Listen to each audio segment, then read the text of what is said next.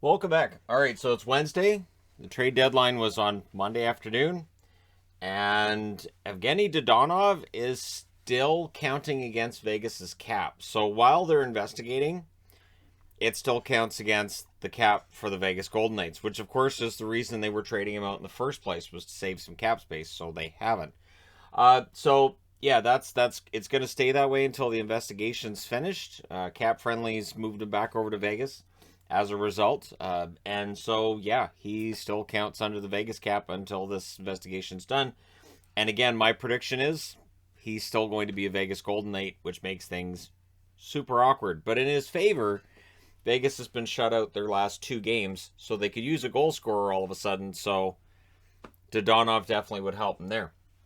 The New Jersey Devils are terminating the contract of Christian Jaros, so he is on unconditional waivers. And once he's cleared the unconditional waivers, his contract will be terminated with the New Jersey Devils.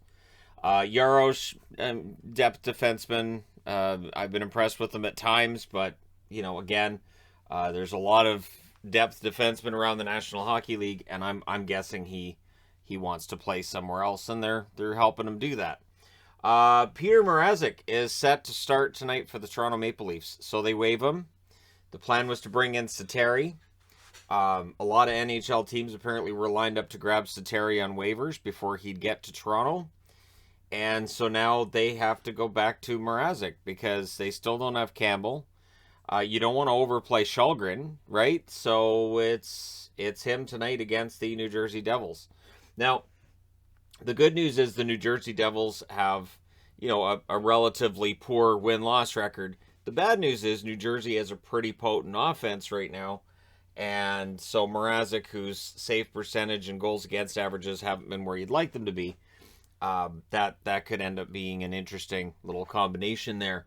We'll see how many goals are scored in that game. I mean, for me, I'm hoping Mrazek, has a shutout, and it silences a lot of the criticisms, but we'll see. Buffalo, interesting here. They want to re-sign Craig Anderson. They'd like to bring him back for another year. He's given them good goaltending and for very cheap as well. So I would totally understand why they wanted to bring him back. And honestly, I would understand him agreeing to go back there.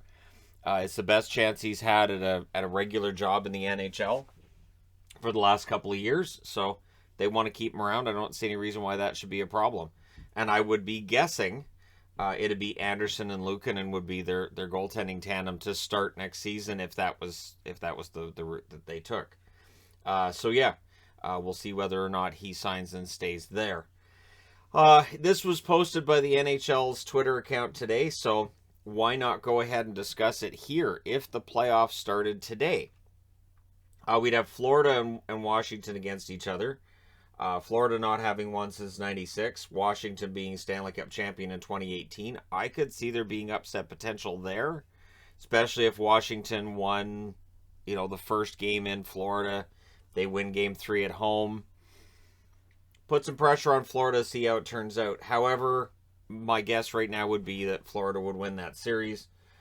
Tampa Bay against Toronto. I would love to see Toronto finally win the first series since 2004. I don't see them beating Tampa. Tampa's still my pick overall to win the Stanley Cup because then you'd have the Battle of Florida in the second round. I think Tampa would be able to beat out Florida. Then you get over to the Metro. You've got Carolina against Boston. I like the Canes there. Boston's dangerous, but I do like the Canes in that series. Pittsburgh and the Rangers, I would lean towards probably the Rangers, but that one's tough because honestly, they're very closely matched with one another. And then between the Rangers and Carolina, I would take Carolina, so it'd be Carolina and Tampa. I think Tampa would beat Carolina, although last night's game showed Carolina can hold their own. Then in the West, you have Colorado and Dallas, and while Dallas secured the upset over Colorado a couple years ago, I don't know that they could now. I think Colorado would knock them out. Be a good series, though.